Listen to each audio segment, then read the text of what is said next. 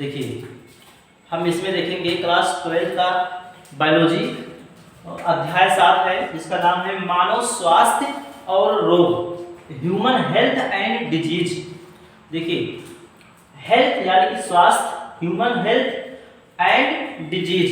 तो इस चैप्टर में आपको हेल्थ के बारे में पढ़ना है और डिजीज के बारे में पढ़ना है। हेल्थ यानी कि स्वास्थ्य, तो स्वास्थ्य किसे कहते हैं और रोग किसे कहते हैं, इस दोनों के बारे में इस चैप्टर में पढ़ना है। तो सबसे पहले स्वास्थ्य के बारे में हम समझेंगे कि स्वास्थ्य क्या होता है। तो WHO जिसे वर्ल्ड हेल्थ ऑर्गेनाइजेशन, विश्व स्वास्थ्य संगठन कहा जाता है, तो इन्होंने एक परिभाषा दिया और जिसमें कहा कि स्वास्थ्य शरीर की वह अवस्था है जिसमें कोई व्यक्ति शारीरिक रूप से, देखिए पहला नंबर है कि शारीरिक रूप से, मानसिक रूप से और सामाजिक रूप से। तो पहला शारीरिक, दूसरा मानसिक और सामाजिक, तो 3 हो गया, शारीरिक, मानसिक और सामाजिक। इस 3 रूप से अगर कोई व्यक्ति स्वस्थ है तब उसको पूर्ण रूप से स्वस्थ मानेंगे। शारीरिक यानी कि शरीर में कोई भी प्रकार की बीमारी कमी ना हो तो शरीर की बात होगी तो शारीरिक होगा। ऐसे मानसिक का मतलब है कि किसी भी व्यक्ति के अंदर उसके मस्तिष्क में कोई प्रकार का टेंशन ना हो। अगर कोई व्यक्ति शारीरिक रूप से कितना ही स्वस्थ है और अगर उसको मानसिक रूप से बहुत ज़्यादा समस्या है तो वो स्वस्थ नहीं माना जाएगा, वो रोगी है। इसके बाद सामाजिक का मतलब है कि समाज में लोग आपको किस दृष्टि से देख रहे हैं, ये आपका सामाजिक स्वास्थ्य है। तो स्वास्थ्य 3 पहलुओं के आधार पर दिया गया है कि कोई व्यक्ति पूर्णतः स्वस्थ कब होगा, जब वो शारीरिक रूप से, मानसिक रूप से और सामाजिक रूप से, तीनों रूप से बिल्कुल ठीक हो तभी वो स्वस्थ होगा। शारीरिक का मतलब है कि शरीर में कोई कहीं घाव वगैरह और कोई प्रकार की कमी ना हो तो शारीरिक रूप से स्वस्थ हो। मानसिक रूप से, मानसिक का मतलब है कि उसको कोई दिमागी टेंशन वगैरह ना हो, ये मानसिक रूप से स्वस्थ हो गया। और उसके बाद सामाजिक का मतलब है कि समाज में लोग आपको कैसा देख रहे हैं, इस नजरिए से आप सामाजिक स्वस्थ वहाँ पर होना चाहिए। तो जब तीनों शारीरिक, मानसिक और सामाजिक रूप से कोई व्यक्ति स्वस्थ है तभी वो पूर्णतः स्वस्थ माना जाएगा। तो WHO के अनुसार ये परिभाषा है कि स्वस्थ किसे कहते हैं। तो स्वस्थ शरीर की वह अवस्था है जिसमें व्यक्ति शारीरिक, मानसिक और सामाजिक रूप से स्वस्थ होता है, तभी उसको स्वस्थ कहेंगे, उसका स्वास्थ्य तभी ठीक होगा, अन्यथा वो रोगी है, स्वास्थ्य नहीं। देखिए, इसके बाद रोग क्या होता है। देखिए, रोग के बारे में पढ़ना है। अब रोग के बारे में पढ़ने के लिए आपको देखो, रोग एक वर्ड है रोगाणु। तो रोग विभिन्न रोगाणुओं से हो सकते हैं। रोगाणु का मतलब है कि रोग उत्पन्न करने वाला, जिसको अंग्रेजी में पैथोजन कहा जाता है। पैथोजन का मतलब होता है कि रोग उत्पन्न करने वाला।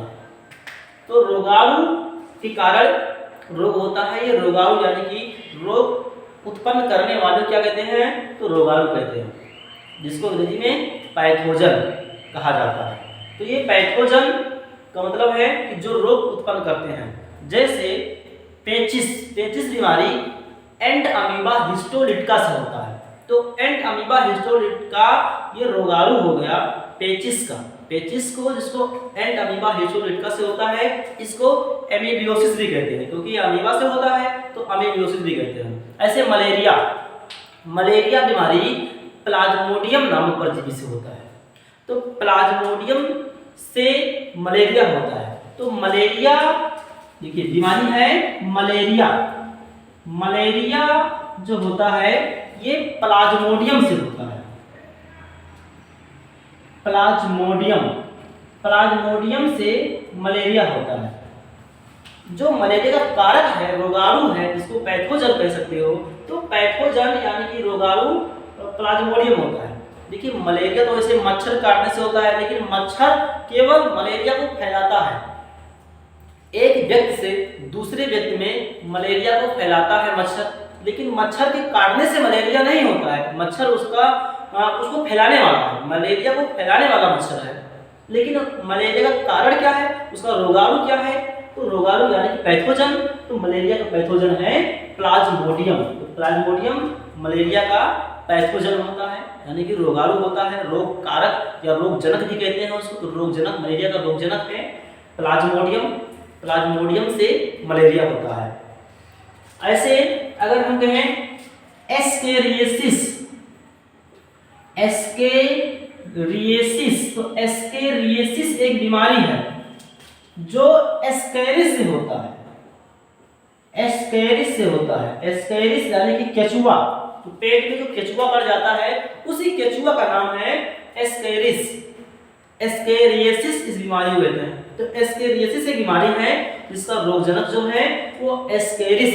एस्केरिस का मतलब है केचुआ, तो पेट में जो केचुआ पड़ जाता है तो एल्बेंडाजोल उसके लिए दवा आता है। विद्यालय में भी एल्बेंडाजोल दवा कई बार खिलाया गया है, समय समय पर सरकार का आदेश आता है, निर्देश, तो उसमें शासन के निर्देशानुसार दवा खिलाते हैं। तो एल्बेंडाजोल जो है एस्केरिस यानी कि पेट में जो केचुआ वगैरह हो जाते हैं कृमि, उसको मारने के लिए दवा है। तो एस्केरियासिस एक बीमारी है जो एस्केरिस के कारण होता है। ऐसे अमीबियासिस, अमीबियासिस, अमीबियासिस एक बीमारी है जो एंट अमीबा हिस्टोलिटिका से होता है। एंट अमीबा हिस्टोलिटिका, एंट अमीबा हिस्टोलिटिका, एंट अमीबा हिस्टोलिटिका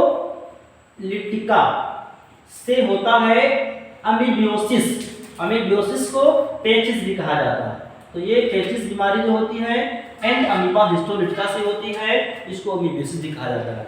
ऐसे टीबी, ट्यूबरकुलोसिस जो है वो माइकोबैक्टीरियम ट्यूबरकुलोसिस बैक्टीरिया से होता है। तो टीबी का जो रोगजनक है या रोगाणु है या अंग्रेजी में कहते हैं पैथोजन, तो टीबी का पैथोजन होता है माइकोबैक्टीरियम ट्यूबरकुलोसिस। तो माइकोबैक्टीरियम ट्यूबरकुलोसिस जो है वो रोगजनक है टीबी का। ठीक, तो टीबी बैक्टीरिया से होता है, और कौन से बैक्टीरिया से, माइकोबैक्टीरियम ट्यूबरकुलोसिस। ऐसे एड्स, एड्स बीमारी है, बहुत ही खतरनाक जानलेवा बीमारी है। एड्स HIV वायरस से होता है। तो एड्स का जो पैथोजन होता है वो HIV वायरस होता है। तो बहुत सी बीमारी के बारे में आपको इस चैप्टर में पढ़ना है। अब सबसे पहले रोग को हम देखते हैं कि रोग कितने प्रकार के होते हैं। तो रोग के प्रकार देखिए, रोग के बारे में, स्वास्थ्य के बारे में आपने जाना कि कोई व्यक्ति शारीरिक रूप से, मानसिक रूप से, सामाजिक रूप से अगर ठीक है तभी वो स्वस्थ है पूर्ण रूप से, अन्यथा वो स्वस्थ नहीं है।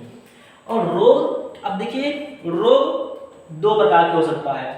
रोगों को मुख्यतः दो भागों में बांटा गया है। देखिए रोग मुख्यतः दो प्रकार से हो सकते हैं। पहला नंबर है जन्मजात रोग। देखिए जन्मजात रोग, और दूसरा नंबर है उपार्जित रोग। तो रोग दो प्रकार के हो गए, जन्मजात रोग और दूसरा नंबर है उपार्जित रोग। तो रोग को अंग्रेजी में डिजीज कहते हैं। तो डिजीज दो टाइप्स के होते हैं। जन्मजात को वंशागत रोग भी कहते हैं, वंशागत रोग। और उपार्जित रोग को, उपार्जित रोग का मतलब होता है शरीर के बाद में हो जाए, जन्म के बाद।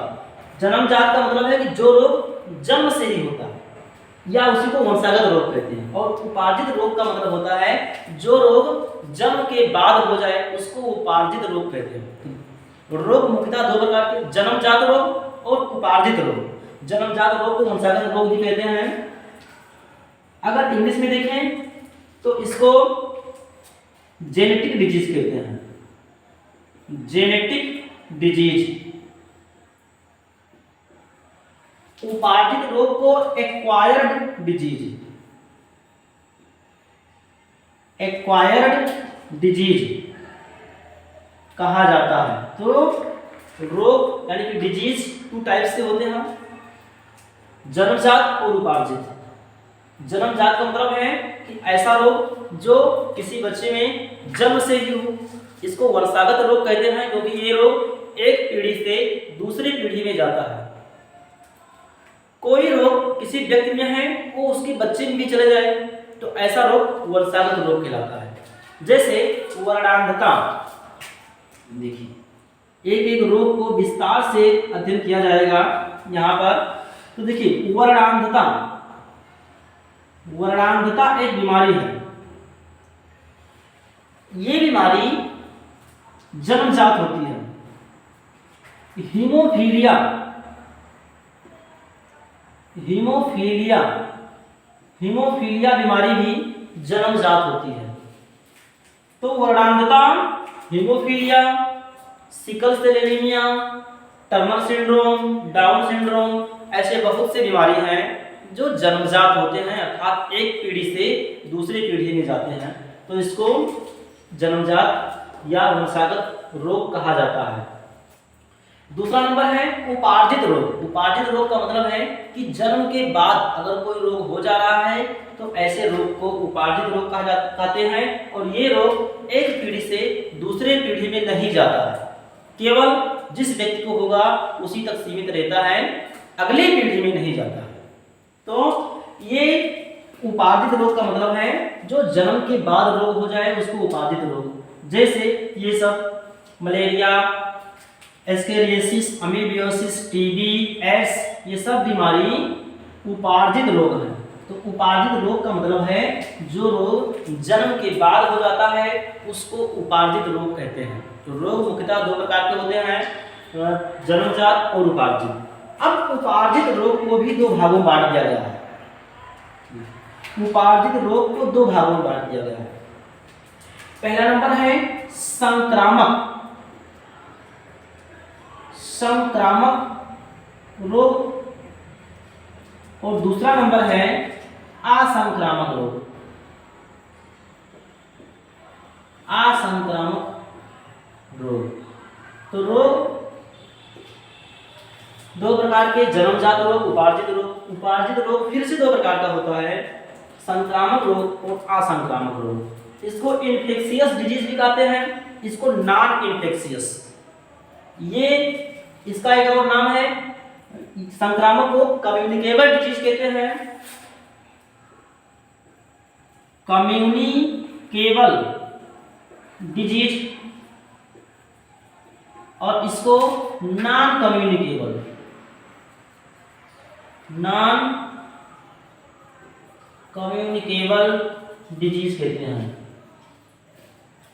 नॉन कम्युनिकेबल डिजीज का मतलब है जो ऐसा रोग जो एक व्यक्ति से दूसरे व्यक्ति में ना फैले, उसको नॉन कम्युनिकेबल डिजीज कहते हैं।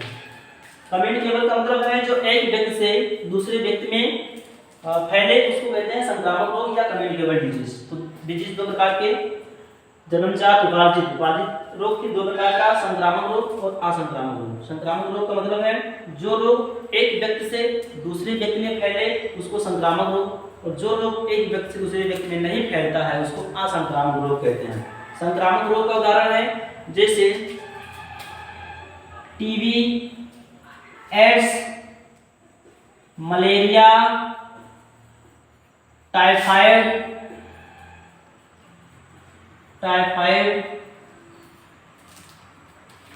अमीबियोसिस, ये सब रोग संक्रामक रोग हैं, क्योंकि अगर किसी व्यक्ति को है ये रोग और उसके पास अगर कोई दूसरा स्वस्थ व्यक्ति है तो वो भी इसी रोग से ग्रसित हो जाएगा, तो इसलिए इसको संक्रामक रोग कहते हैं। असंक्रामक रोग क्या है, देखिए जैसे शुगर, शुगर को मधुमेह भी कहते हैं, शुगर, कैंसर, ये सब असंक्रामक रोग है। असंक्रामक रोग देखिए मोटापा,